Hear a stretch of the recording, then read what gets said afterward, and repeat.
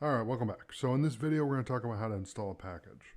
So if I click on Install Package and click on Open Installer, I can search for packages to install for Atom. And there's a specific package that I want you to install so that we can open in a browser. Okay, so if I type in Open in Browser, okay, we have Open in Browser. So this is Internet Explorer, Chrome, Firefox, and Opera.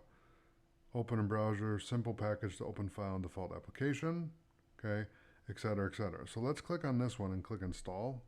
We're going to install this and then we'll test it out, okay?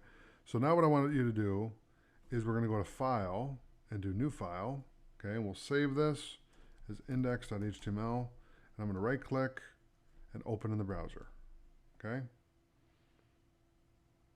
And there you go. So it works. Beautiful. So let me right click on the desktop here and remove this project folder, okay? And then we'll close this file out, close the settings out, and that's how you install a package using Atom. All right, so thanks for watching. I'll see you in the next video.